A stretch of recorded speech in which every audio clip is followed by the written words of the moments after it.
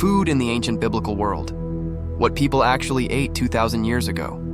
It is a question that has quietly haunted scholars, theologians, and ordinary people for generations.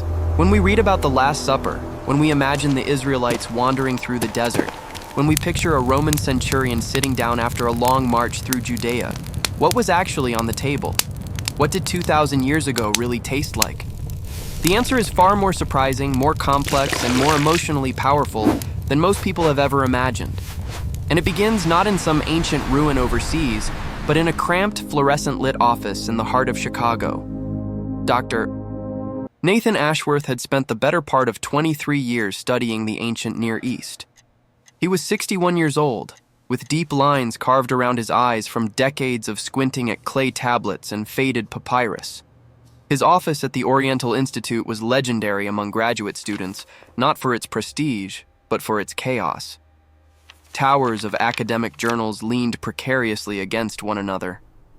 Photocopies of Aramaic texts covered every surface. A half-eaten granola bar sat fossilizing on a stack of Mesopotamian trade records. The irony was not lost on Nathan. He had devoted his life to understanding what ancient people ate, and he himself barely remembered to eat at all. On that particular Tuesday in late October, Nathan sat staring at a high-resolution photograph on his computer screen. It had been sent to him by a former student, Dr. Rachel Huang, who was now leading an excavation near the Sea of Galilee. The photograph showed a small, sealed clay vessel, roughly the size of a man's fist, recovered from what appeared to be a first-century storage room. Inside the vessel, preliminary analysis had detected traces of organic material. Residue. The kind of residue that, with the right chemical analysis, could reveal exactly what food had been stored inside it 2 millennia ago. Nathan leaned back in his chair and exhaled slowly. He had seen thousands of artifacts in his career. He had translated texts describing royal feasts in Babylon and meager rations for Egyptian laborers. But there was something different about this find. This vessel had not come from a palace or a temple. It had come from an ordinary home. A small house in a small fishing village on the northwestern shore of the Sea of Galilee. A village that, according to the archaeological record, had been inhabited during the exact decades described in the New Testament Gospels. This was not the food of kings. This was the food of real people. Common people. People who had lived, worked, laughed, and struggled through daily life in one of the most turbulent periods in human history. And Nathan felt, with a certainty that surprised even himself, that understanding what those people ate would reveal something profound about who they truly were. He picked up the phone and called Rachel. Yes, I see it. It's magnificent. I saw the photos, he said, Confirming the skipping any location greeting. now. This Tell is a me game everything. changer.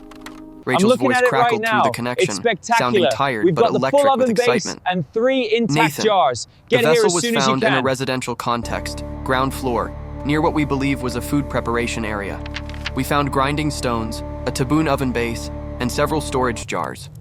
The residue inside the sealed vessel is being tested now, but the preliminary results suggest a combination of grain-based material and some kind of lipid, possibly olive oil mixed with grain.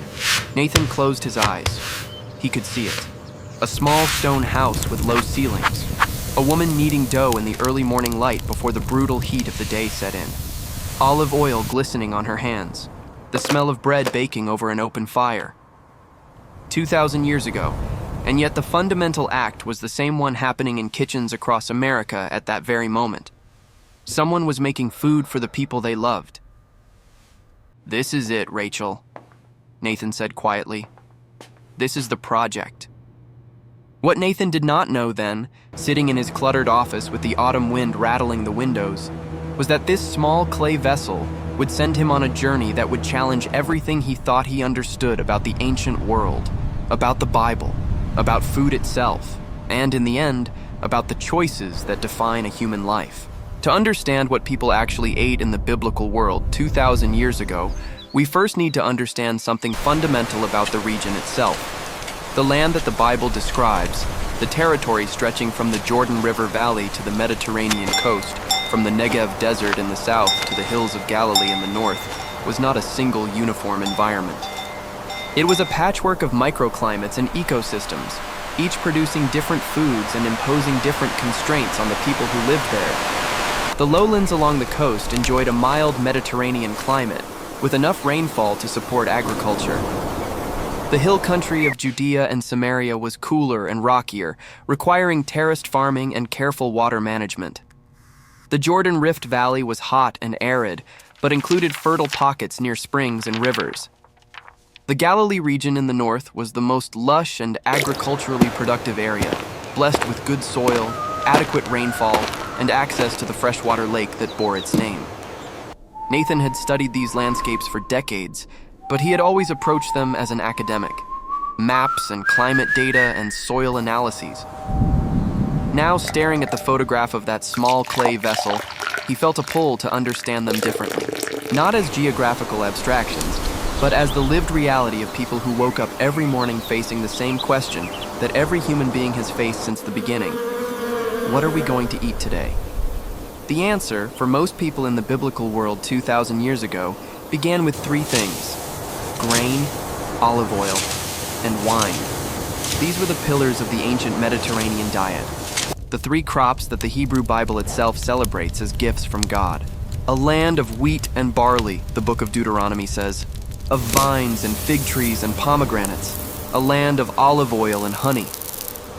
This was not merely poetic language, it was an agricultural reality. Grain was the foundation of everything. Wheat and barley were the two primary cereal crops, and they provided the bulk of daily calories for nearly everyone in the ancient world, from the poorest laborer to the wealthiest merchant. Wheat was preferred when available because it produced lighter, more palatable bread. But barley was hardier, more drought-resistant, and cheaper.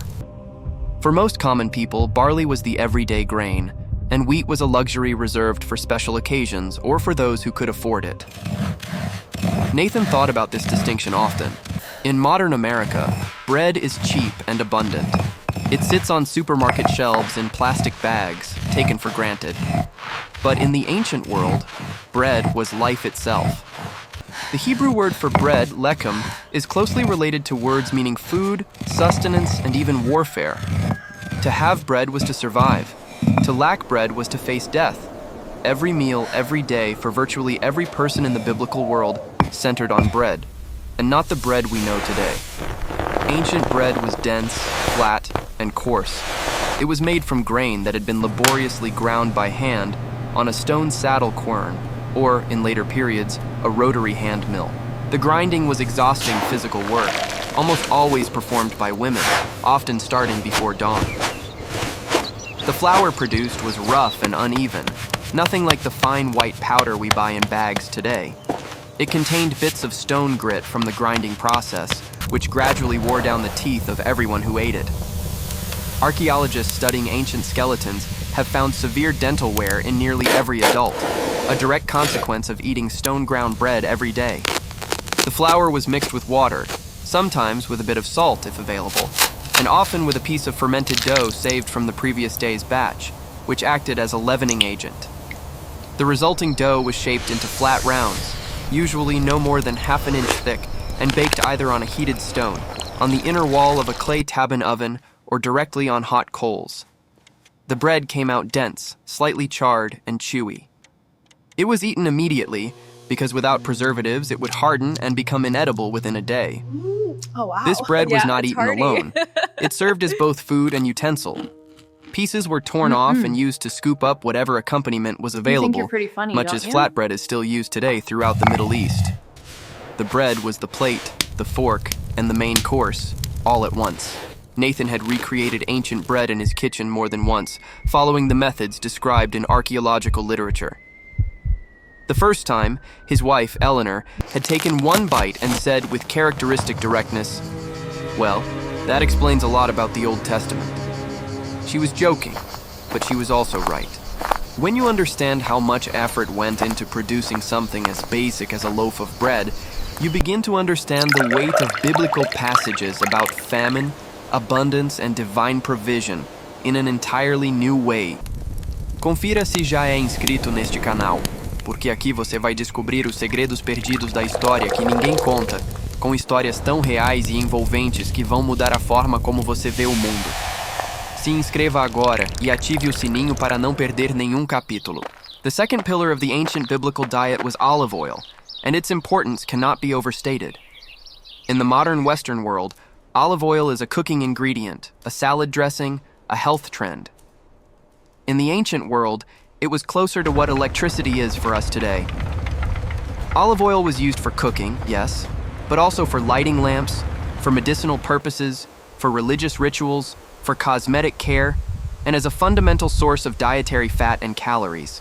Nathan had traveled to Israel and the Palestinian territories multiple times over the years, and he always made a point of visiting ancient olive presses. There were thousands of them scattered across the landscape, carved into the bedrock of hillsides and caves. Some were simple rock-cut basins where olives were crushed with a stone. Others were elaborate installations with massive stone wheels and complex pressing mechanisms. The sheer number of these presses told a story that no text ever could. This was a civilization built, in a very literal sense, on olive oil. The olive harvest took place in autumn, usually from September through November. Families would go out to their olive groves, which were often located on rocky hillsides unsuitable for grain farming, and beat the branches with long sticks to knock the ripe fruit to the ground. Children scrambled to gather the fallen olives into baskets. The olives were then taken to a press, where they were crushed and the oil was collected in stone vats. The first pressing produced the finest oil, clear and golden, with a rich, peppery flavor. This premium oil was used for religious This chart offerings, shows the intake for anointing data. We need to important follow this visitors, closely. and for the Yes, tables of the Doctor. wealthy. The target zone is here. The I subsequent understand. Any pressings produced questions? increasingly lower quality oil, darker and more pungent, which was used for everyday cooking and for lamp fuel. Nothing was wasted. The leftover pulp, called pumice, was used as animal feed or dried and burned for fuel. For the common people of the biblical world, olive oil was the primary source of fat in the diet. They spread it on bread, used it to fry foods, mixed it into grain porridges, and consumed it in quantities that would surprise most modern eaters. A typical family might go through several liters of olive oil per week. Without it, meals would have Now, been if we can almost just figure out the unbearably catalyst, bland we and could replicate the nutritionally formula. insufficient. But what happens Nathan's if you apply colleague at the negative university, pressure to the Dr. Maria solution? Santoro, You see, it's a the lack of nutritional oversight biochemist, that had created once the anomaly. calculated the caloric content of a typical ancient that's why we diet need to based on recalibrate. available archaeological and textual evidence. Her conclusion was striking. An average working adult in first century Palestine consumed roughly 2,000 to 2,500 calories per day, of which approximately 30 to 40% came from grain, 20 to 30% from olive oil, and the remaining 30 to 40% from a combination of legumes, vegetables, fruit, dairy, and occasional animal protein. By modern standards, it was a diet remarkably high in plant-based foods and healthy fats, and remarkably low in processed sugars and refined grains. They were eating what we now call the Mediterranean diet, Maria told Nathan over coffee one afternoon. Except they did not have the luxury of choosing it. It was just what was available. And honestly, from a purely nutritional standpoint, they were doing better than most Americans today. Nathan smiled at this, but the comment stuck with him. It was easy to romanticize the ancient diet from the comfort of a modern kitchen. The reality, he knew, was far more precarious. A single bad harvest, a drought, a locust swarm, a military invasion that destroyed crops. Any of these could turn nutritional adequacy into outright starvation within weeks. The ancient world existed on a razor's edge between sufficiency and catastrophe, and food was the blade. The third pillar was wine. In the biblical world, wine was not a luxury or a vice. It was a staple, consumed daily by nearly everyone, including children. The reason was simple and practical. Water sources in much of the ancient Near East were unreliable and often contaminated. Rivers and springs could carry waterborne diseases. Cisterns, which collected rainwater, were breeding grounds for bacteria, especially in the warm months. Wine, with its alcohol content and acidity, was significantly safer to drink than water. It was, in effect, the ancient world's water purification system. The wine consumed daily was not the rich, complex beverage we associate with modern vineyards.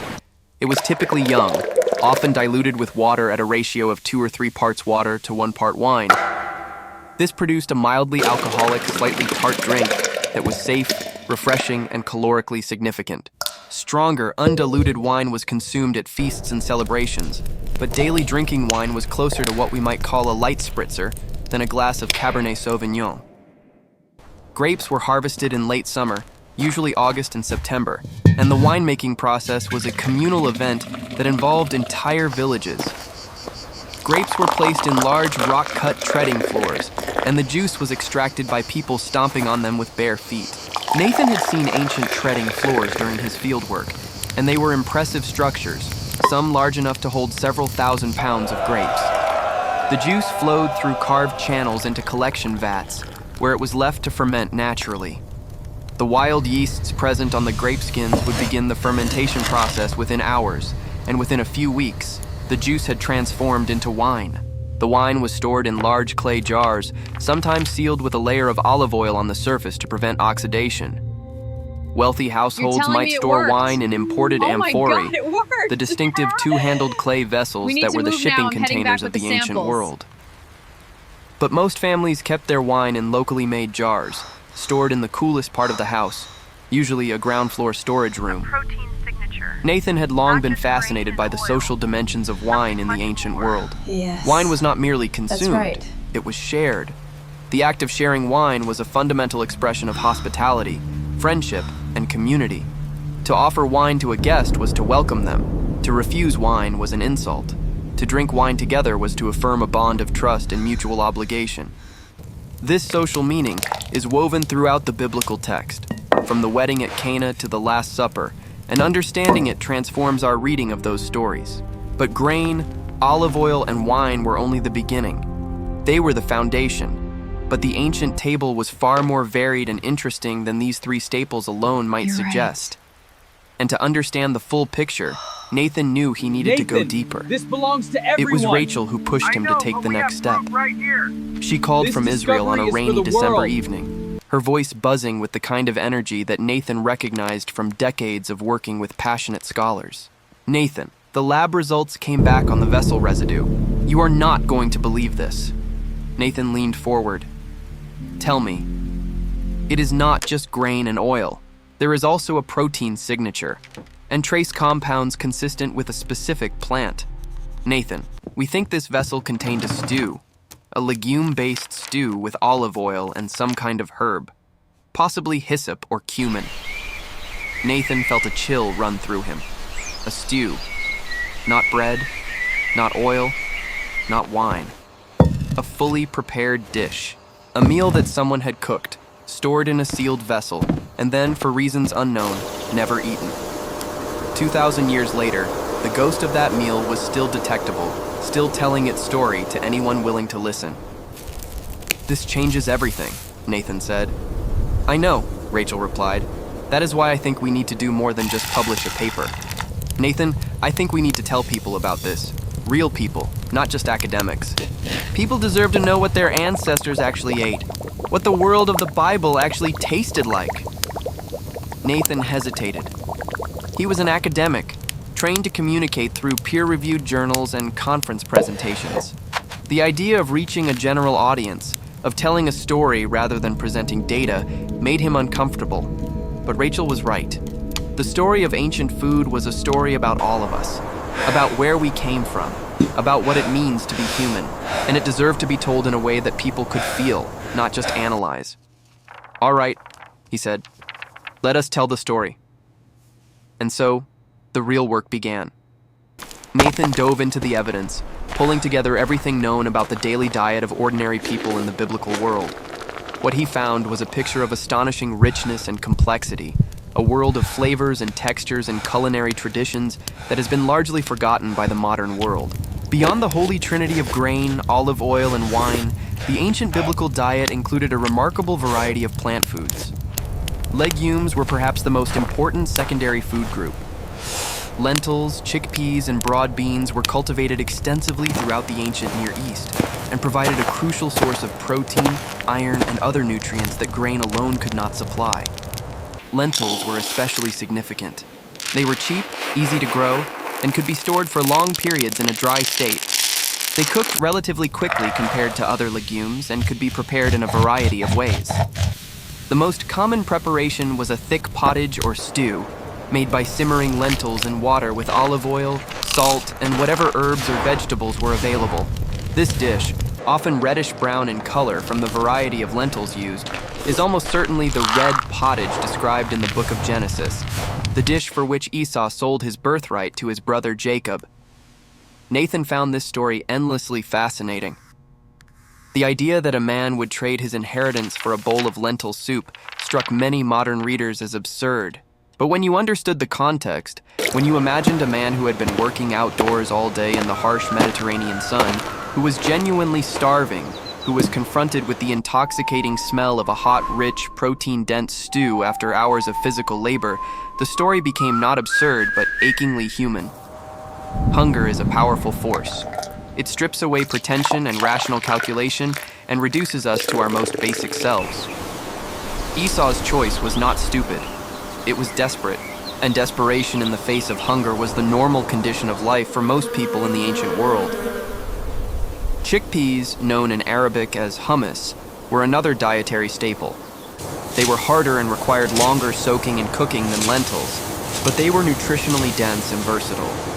They could be boiled and eaten whole, mashed into a paste similar to modern hummus, roasted and eaten as a snack, or ground into flour and used to supplement grain flour in bread making.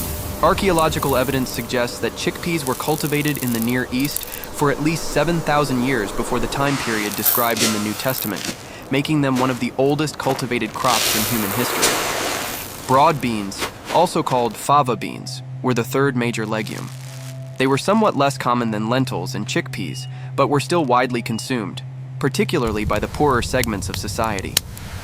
Broad beans were often dried and stored for winter use, providing a reliable source of protein during the months when fresh vegetables were scarce.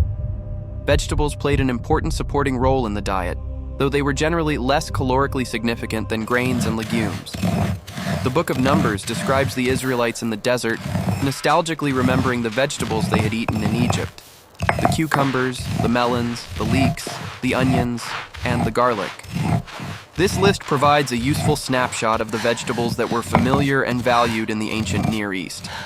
Onions and garlic were particularly important, serving as both food and flavor. They were eaten raw, cooked into stews, and used to season virtually every savory dish. Their strong flavors could mask the monotony of a grain-heavy diet and make simple foods more appealing. Leeks served a similar function, adding depth and sweetness to soups and stews.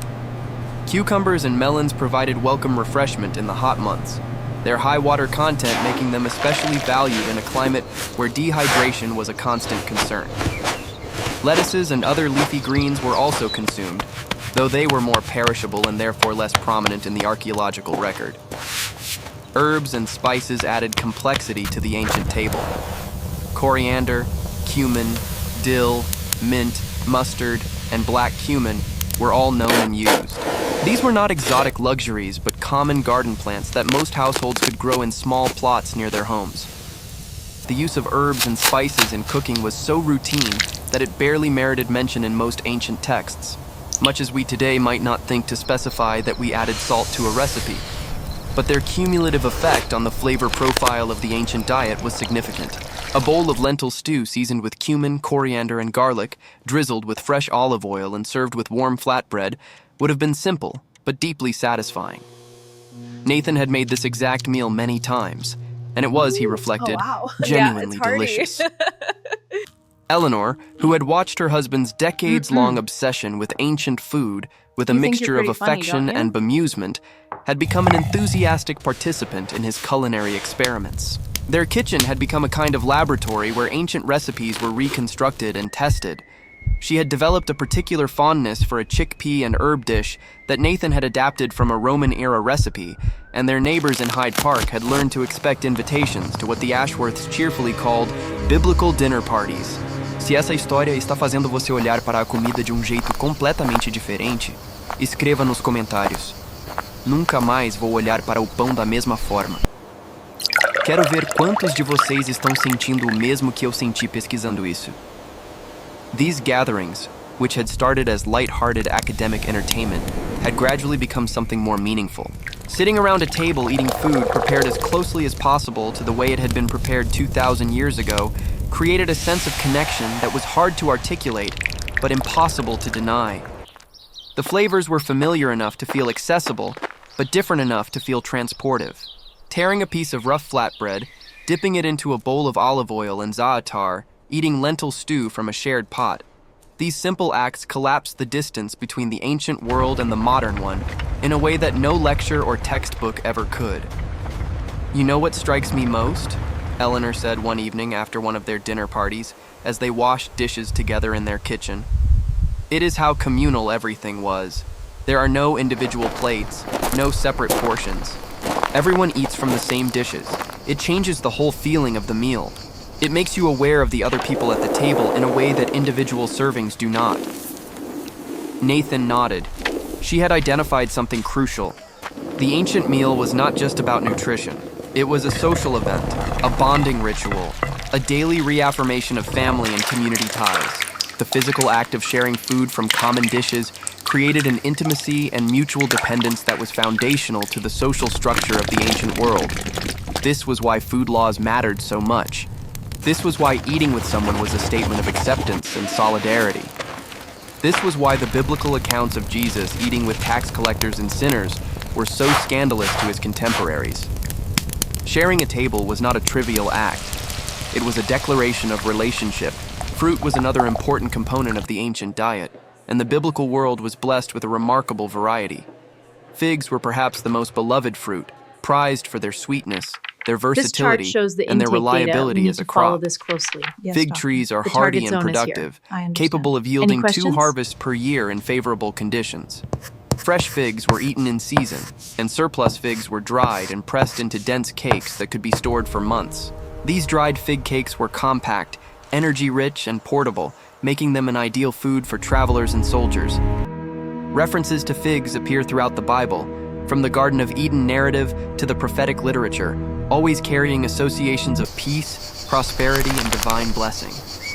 Dates were similarly important, especially in the warmer lowland areas near Jericho and the Dead Sea, Now, if we where can date just figure out palms the thrived. catalyst, we could replicate the formula. Dates were eaten fresh But but what were more happens if you commonly apply dried, negative pressure providing to a the solution? concentrated source You of sugar see, and it's energy. the lack of oversight Date honey, that created a the thick syrup anomaly. produced by pressing Interesting. dates, was widely that's why used we as a need to sweetener, recalibrate. and is believed by many scholars to be the honey referenced in the biblical phrase, "a land flowing with milk and honey."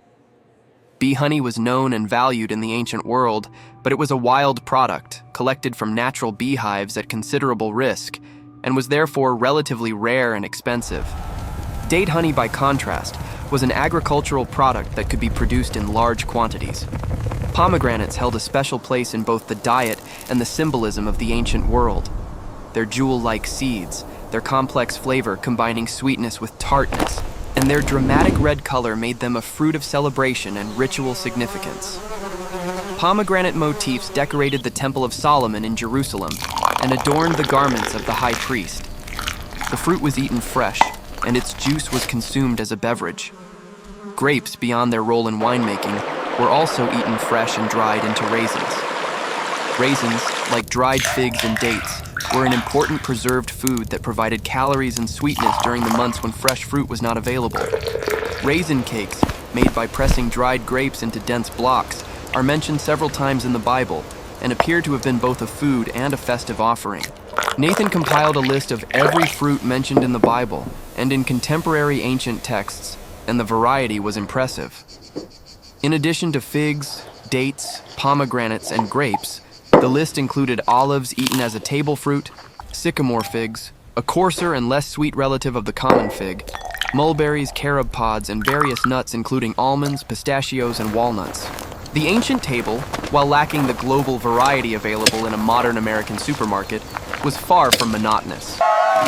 The question that Nathan dreaded most from audiences, whether at academic conferences or casual dinner parties, was always the same. But what about meat? Did they eat meat? The answer was complicated, and Nathan had learned over the years that it required careful explanation. The short answer was yes. People in the biblical world ate meat. But the longer and more truthful answer was that meat was far less common, far more expensive, and far more socially and religiously fraught than most modern people assumed. In the first century world of Roman Palestine, the availability of meat varied dramatically depending on social class, geographic location, and religious observance. For the wealthy elite, whether Jewish, Greek, or Roman, meat was a regular part of the diet. Wealthy households might consume lamb, goat, beef, poultry, and game on a frequent basis. Roman elites in particular were famous for their elaborate banquets featuring exotic meats and extravagant preparations. But for the vast majority of common people, meat was a rare luxury. A typical peasant family in Galilee or Judea might eat meat only a few times a month or even less. The primary sources of animal protein for most people were dairy products and eggs, which could be obtained without slaughtering the animal that produced them. A sheep or goat was far more valuable alive, producing milk, wool, and offspring, than it was dead and on the table. Killing a healthy animal for food represented a significant economic sacrifice, one that was usually reserved for special occasions such as religious festivals, weddings, or the visit of an important guest. When meat was consumed, sheep and goat were the most common types. Cattle were present, but were primarily used as draft animals for plowing and transportation. Beef was expensive and relatively uncommon at ordinary meals. Poultry, including chickens, geese, and pigeons, provided a more affordable source of meat and eggs. Chickens had been introduced to the Near East centuries earlier and were well established by the 1st century. Pigeons were domesticated in large dovecotes and were particularly associated with the poor, who could offer them as sacrifices at the temple in Jerusalem in place of more expensive lambs. For the Jewish population, dietary laws set forth in the Torah imposed strict regulations on what animals could be eaten. Only animals that chewed the cud and had cloven hooves were permitted among land animals, which effectively limited meat consumption to sheep, goats, cattle, and deer. Pigs were explicitly forbidden, as were camels, rabbits, and many other this animals. belongs to everyone. Among sea creatures, only those with fins and scales were permitted, excluding shellfish, eels, and other species that were consumed freely by the Greek and Roman populations of the region. These dietary laws were not merely arbitrary religious rules, they were markers of identity, boundary lines that defined the Jewish community and distinguished it from its neighbors. Observing the food laws was an act of cultural and spiritual loyalty, a daily declaration of who you were and to whom you belonged. This is why food-related conflicts appear so frequently in the New Testament and other ancient Jewish texts. The question of what to eat and whom to eat with was never just about nutrition. It was about identity, belonging, and the boundaries between communities. Fish occupied a unique and important place in the ancient biblical diet, particularly in the Galilee region. The Sea of Galilee, actually a large freshwater lake, was teeming with fish, and a significant fishing industry had developed along its shores. The Gospels are full of references to fishing and fishermen, reflecting the economic and cultural centrality of the fishing industry in the region where Jesus spent most of his public life. The most common fish in the Sea of Galilee were tilapia, known locally as musht, or in later Christian tradition, St. Peter's fish, and sardines, a smaller species that was caught in large quantities using dragnet techniques. These fish were eaten fresh when possible, either grilled over charcoal or baked in clay ovens. But much of the catch was preserved for later consumption and for export to inland areas that lacked access to fresh fish. The primary method of fish preservation was salting. Fish were gutted, split open, and packed in layers of salt in large stone or clay vats.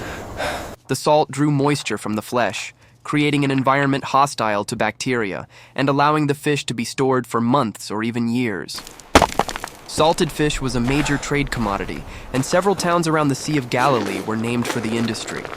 The town of Magdala, home of Mary Magdalene, is believed by many scholars to derive its name from the Hebrew word migdal, meaning tower, possibly referring to the towers of salted fish that were a prominent feature of the town's economy. Another method of fish preservation was the production of fish sauce, known in Latin as garum. This condiment, beloved throughout the Roman Empire, was made by fermenting fish entrails and small whole fish in salt for weeks or months. The resulting liquid was a pungent, intensely flavored sauce that was used as a seasoning in virtually every type of dish. Garum factories have been found at several sites around the Mediterranean, and residue analysis has confirmed the presence of fish sauce production facilities in the Galilee region as well. Nathan found the subject of fish sauce particularly interesting because it illustrated the cultural complexity of the ancient biblical world. Garum was a quintessentially Roman product, associated with Roman culinary culture and Roman economic networks, yet it was being produced and presumably consumed in Jewish towns in Galilee. This suggested a level of cultural interaction and culinary exchange between Jewish and Roman populations that complicated the simple narratives of total separation and mutual hostility that sometimes dominate popular understanding of the period. Rachel had found evidence of this culinary exchange at her excavation site.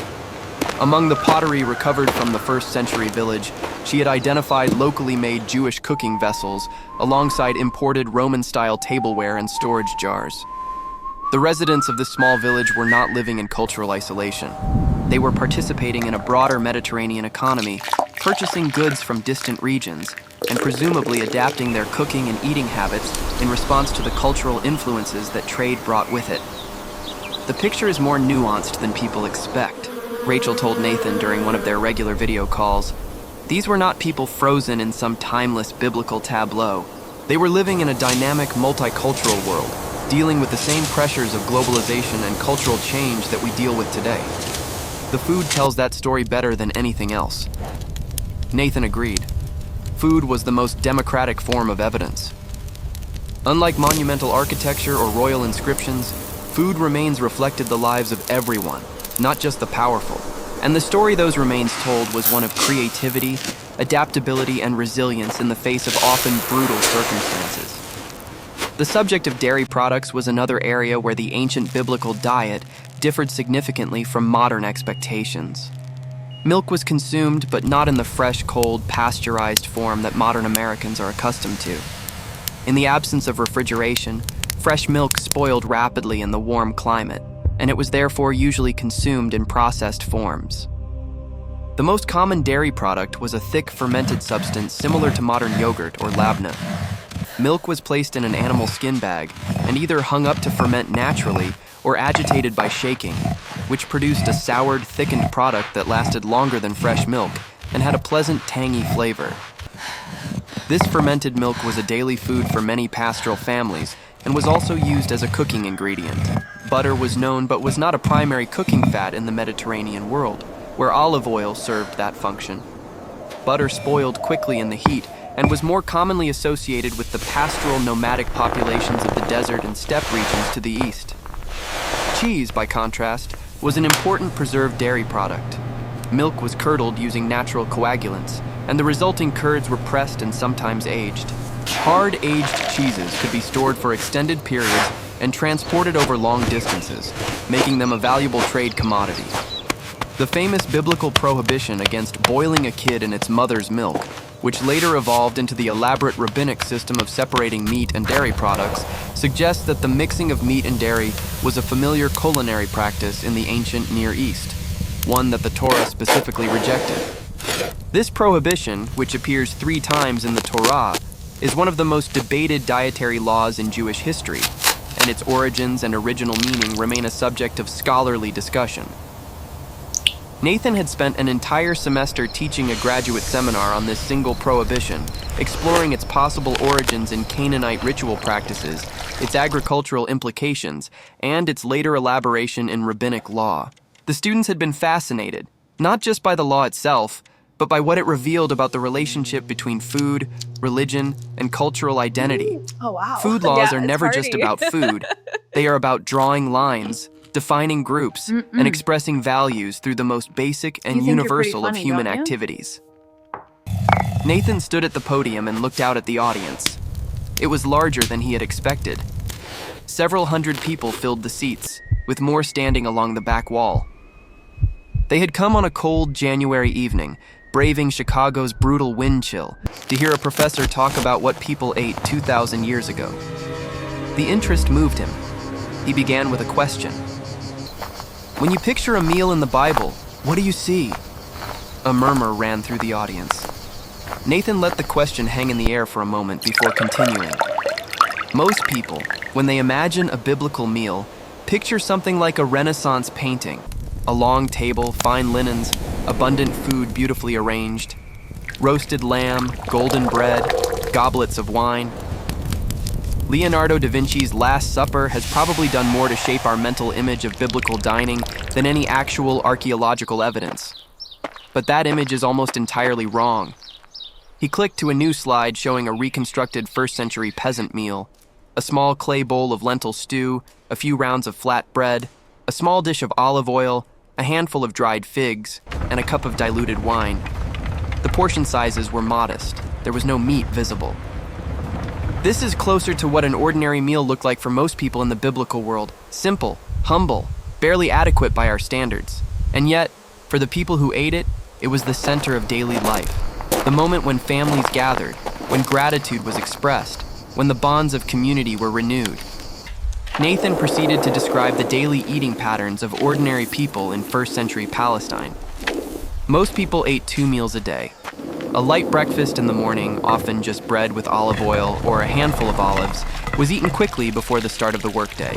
The main meal was in the evening, after the day's labor was done, and it was this meal that brought the family together. The evening meal was prepared by the women of the household, usually the mother and older daughters, with whatever ingredients were available. In good times, it might include a grain-based porridge or bread, a legume stew, some vegetables, olive oil, and perhaps a bit of cheese or dried fruit. In lean times, it might be nothing more than bread and water.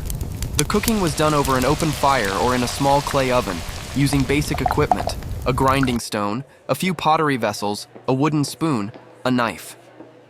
Eating was done seated on the floor or on low cushions, gathered around a common This pot chart or shows shared the dishes. intake data. We need to follow Furniture this was closely. minimal in Yes, most Doctor. homes. The target zone Tables, is here. in the I Western understand. sense of a Any raised questions? flat surface with chairs, were not standard household items for common people. The Roman custom of reclining on couches while eating was practiced by the wealthy and was adopted at formal dinners and festive meals, which is why the Gospels describe Jesus and his disciples reclining at the Last Supper. But everyday meals were simpler affairs. Nathan paused and looked at the audience. He could see the effect that this information was having. People were leaning forward, engaged, processing, reimagining. He pressed on. Now, if we can just figure out the catalyst, I want to we talk could about something replicate that the most formula. histories of ancient food But what neglect, happens if you apply and that is negative hunger, pressure to the solution? real hunger. You see, The it's constant the lack grinding of threat of oversight not that having enough created to the eat. anomaly. Interesting. The audience grew and very that's why still. we need to recalibrate. We live in a country where food is, for most people, abundant and cheap. The average American household spends about 10% of its income on food. In the ancient world, a typical peasant family spent 70 to 80% of its resources on food. And even then, there was no guarantee that there would be enough. Nathan described the precariousness of ancient agriculture. Rainfall in the region was unpredictable, and a single dry year could slash grain yields by half or more. Locust swarms, plant diseases, and military conflicts regularly destroyed crops. The Roman tax system extracted a significant portion of agricultural production, leaving many families with barely enough to survive after paying their obligations. The temple tax and other religious levies added further burden. The result was that food insecurity was a constant reality for most people. Seasonal hunger was normal, particularly in the months between the end of stored supplies and the next harvest, a period known in many agricultural societies as the hungry season. During these weeks, families relied on wild plants, foraged foods, and whatever they could borrow or beg from neighbors and relatives. The biblical injunctions about gleaning, the practice of allowing the poor to collect leftover grain from harvested fields, reflect a society that recognized hunger as a structural problem and attempted to address it through communal norms of generosity. Nathan had recently read a study by an Israeli archaeologist who had analyzed the skeletal remains of first-century inhabitants of a small Galilean village. The bones told a heartbreaking story. Most of the adults showed signs of periodic nutritional stress, indicating episodes of inadequate food intake. Several children's skeletons showed growth arrest lines, visible markers in the bone that indicated periods when growth had stopped due to malnutrition or illness. One child, estimated to be about 7 years old at death, showed severe anemia consistent with chronic protein deficiency. Nathan's voice grew quiet as he described these findings. This is not an abstraction. This is a real child who lived in a real village 2,000 years ago. A child who did not get enough to eat. A child whose parents almost certainly knew their child was hungry and were powerless to do anything about it. When we read the biblical passages about feeding the hungry, about breaking bread together, about the miracle of the loaves and fishes, we need to understand them against this background. Food in the ancient world was not just sustenance, it was survival. And the act of sharing food with those who had none was not a pleasant social gesture, it was a matter of life and death. The audience was silent. Nathan could see people wiping their eyes. He had not intended to make anyone cry. He had simply wanted to tell the truth about the ancient world, and the truth, it turned out, was deeply emotional. He shifted to a more hopeful note, describing the festivals and celebrations that punctuated the ancient calendar and provided welcome relief from the austerity of daily life. The Jewish religious calendar included several major festivals that were associated with specific foods and elaborate meals. Passover, the spring festival commemorating the Exodus from Egypt, was the most food-intensive celebration of the year. The central ritual was a communal meal featuring specific symbolic foods: roasted lamb, unleavened bread called matzah, bitter herbs representing the suffering of slavery, and a fruit paste called cherosé made from dates, figs, nuts, and wine, representing the mortar used by the Israelite slaves in Egypt. That's right. The Passover meal was accompanied by 4 cups of wine and followed a specific liturgical order that evolved over centuries into the modern Jewish Seder. The Feast of Weeks, celebrated 50 days after Passover, marked the end of the grain harvest and was a time of thanksgiving and abundance. Families brought offerings of the first fruits of their harvest to the temple in Jerusalem and celebrated with feasts that featured the best food of the year. It was during these festival periods that many ordinary families would eat their most elaborate meals, including meat, fine bread, and sweet desserts made from dates and honey. Right. The Feast of Tabernacles in the autumn was perhaps the most joyous of all the festivals. This belongs It to celebrated everyone. the grape and olive know, but harvest we have proof and was right marked by here. 7 days of feasting, discovery is music, for the and world. communal celebration. Families built temporary shelters called sukkot and ate their meals in these structures, a tradition that continues in Jewish practice to this day. These festivals served a vital social function beyond their religious significance. They were the occasions when communities came together, when social bonds were reinforced, when the boundaries between rich and poor were temporarily softened by shared celebration. The food at these festivals was not just better than daily fare. It was invested with meaning, memory, and hope. It connected the present to the past and the human to the divine. Nathan described these festivals with evident affection, drawing on both archaeological evidence and textual sources to paint a vivid picture of the ancient celebrations. The audience, which had been moved to tears moments earlier, now smiled and nodded, imagining the sights and smells of a harvest festival 2,000 years ago. Nathan looked out at the packed auditorium and felt something shift inside him. For 23 years, he had studied the ancient world from a distance, examining it through the cold lens of academic analysis. But standing here, sharing what he had learned with hundreds of people who were genuinely moved by it, he realized that the distance had collapsed. The ancient world was not distant.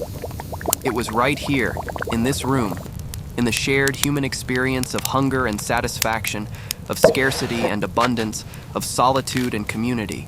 Food was the bridge that connected us to our most distant ancestors, and it was a bridge that anyone could cross. The project that had begun with a photograph of a small clay vessel had grown far beyond anything Nathan had imagined. The public lecture at the Field Museum had generated enormous interest. A recording of the talk went viral online, garnering millions of views. Media requests poured in. A major publisher offered Nathan a book contract. Rachel's excavation continued to produce remarkable finds, each one adding new details to the picture of ancient dietary life. But the development that surprised Nathan most was the personal impact the project had on him. Spending months immersed in the food of the ancient world had changed the way he related to food in his own life. He found himself eating more slowly, more attentively. He noticed flavors he had previously ignored. He felt gratitude for the simple abundance of his refrigerator and pantry in a way he never had before. The act of cooking, which he had always enjoyed as a hobby, took on a new significance. Every meal became a small act of historical connection, a thread linking him to the countless generations of people who had performed the same essential act of transforming raw ingredients into nourishment. Eleanor noticed the change before he did. "You are different," she told him one evening, as they sat together eating a simple supper of bread, cheese, olive oil, and salad. Calmer, more present. What happened? Nathan thought about it for a long moment. "I think I finally understood something that I had been studying for 20 years without really grasping it. Food is not just fuel, it is relationship. Every meal is an act of connection, to the earth that produced it, to the people who prepared it, to the people you share it with, to everyone who has ever eaten to survive. When you really understand that, when you feel it in your bones, it changes how you move through the world." Eleanor smiled. "The ancient people could have told you that." "They did tell me," Nathan said. "I just was not listening." The book Nathan wrote, titled The Forgotten Table: What People Really Ate in the Biblical World, was published the following spring and became an unexpected bestseller. It combined rigorous scholarship with accessible storytelling, taking readers on a journey through the markets, kitchens, and dining rooms of the ancient world. It described the daily bread of peasant farmers, the elaborate feasts of Roman governors, the sacred meals of Jewish festivals, and the humble fish dinners of Galilean villagers. It explored the social meanings of food, the economics of ancient agriculture, the nutritional realities of pre-modern diets, and the profound connections between food and faith. But the chapter that resonated most powerfully with readers was the one about the clay vessel from Rachel's excavation. Nathan described the vessel in meticulous detail, its shape, its size, the faint traces of the meal it had once contained. He imagined the person who had filled it.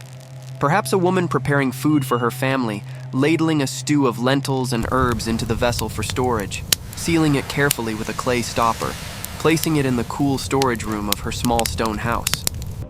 Perhaps she intended to serve it the next day. Perhaps she was interrupted by some event, a journey, an illness, a crisis that prevented her from returning.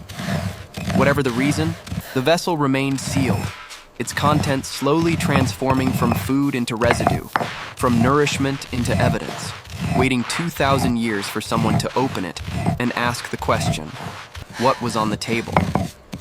Nathan wrote that the answer to that question was both specific and universal. Specifically, the vessel had contained a lentil-based stew with olive oil and herbs, a common and unremarkable dish in the first century Galilean diet. But universally, the vessel contained something far more significant.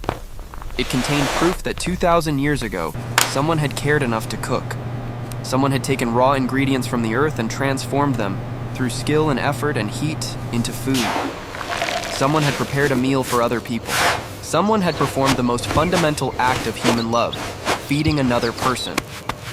This, Nathan argued, was the real story of food in the ancient biblical world. Not the exotic ingredients or the unfamiliar cooking methods or the religious regulations. The real story was the same story that plays out in kitchens around the world every single day. The story of people providing for the people they love. The story of hands that plant and harvest and grind and cook and serve. The story of tables where families gather, where strangers are welcomed, where gratitude is expressed and bonds are formed. The ancient world was different from ours in countless ways. The technology was primitive. The economy was brutal. The life expectancy was short. The comforts we take for granted, clean water, reliable food supply, medical care, climate control, were non-existent. And yet, at the most fundamental level, the people of the biblical world were exactly like us. They woke up every morning and asked the same question we ask, what is for dinner? And in their answers to that question, in the meals they prepared and shared, they expressed the same values, the same hopes, and the same love that we express in ours. Nathan concluded his book with a description of one final experiment. On a warm evening in late May, he and Eleanor hosted a dinner in their backyard garden for a group of friends, colleagues, and neighbors. The menu consisted entirely of foods that would have been available in first century Galilee. Freshly baked flatbread, lentil stew seasoned with cumin and coriander, a salad of cucumbers, onions, and herbs dressed with olive oil, grilled fish, dried figs and dates, fresh cheese, and diluted wine. The table was set low, close to the ground, and guests sat on cushions arranged in a circle. There were no individual plates. Food was served in shared bowls and platters, and everyone tore bread from common loaves. The sun set slowly over the Chicago skyline, painting the sky in shades of gold and rose. Crickets sang in the garden. The food was simple, but extraordinarily good. As the evening deepened, Nathan looked around the circle of faces illuminated by lamplight.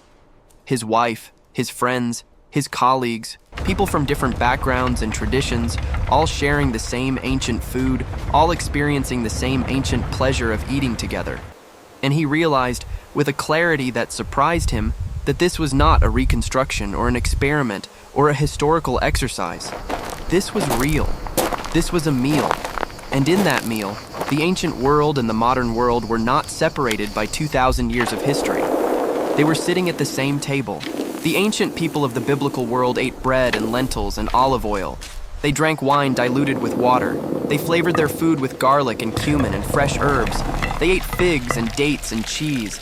They grilled fish over charcoal. They shared everything from common dishes, using pieces of bread as their utensils. Their diet was humble by our standards, limited by geography and climate and economics and religion. But it sustained them. It nourished their bodies and their spirits. It brought them together around shared tables, where the most important work of human life was done, the work of loving and being loved. And that, Nathan thought, as he tore a piece of bread and dipped it in olive oil and handed it to the person beside him, was the most important thing anyone could ever learn from the ancient world. Not how they built their temples or fought their wars or organized their governments, This chart shows the but intake how they data. fed We each need other, to follow this how they closely. sat down Yes, together Doctor. at the The end of a target zone long is here. day I and shared understand. whatever Any they questions? had. How they turned the raw materials of the earth into something that nourished not just the body, but the soul. Food in the ancient biblical world was not exotic or mysterious or impossibly remote. It was bread and oil and wine and lentils and figs and fish. It was simple and essential and beautiful. And it was, in the end, exactly what food has always been and always will be. An act of love shared across a table. As Nathan finished cleaning up that evening, a thought crossed his mind. Now, if we can just figure out the Somewhere in a catalyst, we storage could room replicate beneath the formula. ruins of a small But what Galilean happens village, if you apply a negative sealed pressure clay to the vessel had solution? sat in You darkness see, for it's the 2,000 lack of years, oversight holding that the created remains of a meal anomaly. that was never eaten. Interesting. And that's Someone why had we need cooked to that meal with recalibrate. care. Someone had sealed that vessel with the expectation that it would be opened soon. Life had intervened, as life always does, and the meal had been forgotten.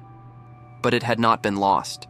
2,000 years later, across an ocean and a continent, that forgotten meal had inspired a journey that led a quiet professor in Chicago to rediscover the most basic and the most profound truth about human existence. We are what we eat. Not in the nutritional sense, though that is true as well, but in the deeper sense that the act of preparing and sharing food is the act that makes us most fully human. It is the act that connects us to the earth, to each other, and to every generation that has come before us. The ancient table is not empty. It is still set. It is still waiting. And every time we sit down to eat with the people we love, we are joining a meal that began 2,000 years ago, and that will continue long after we are gone. If you watched all the way to the end, it's because this story truly spoke to you. Leave a comment saying, "I watched until the end," so I can get to know you and see who really loves the stories on this channel. If this story touched you, subscribe to the channel right now. Here you'll find stories that change the way you see the world, that connect the past to the present and make you feel part of something bigger. Hit the bell so you never miss a new story. If this video made you look at the food on your plate a little differently, hit that like button, because that tells me it's worth bringing more stories like this. And share it with someone who needs to hear it. Someone who loves cooking, someone who loves history, or someone who simply needs to be reminded that the most important things in life are the simplest ones.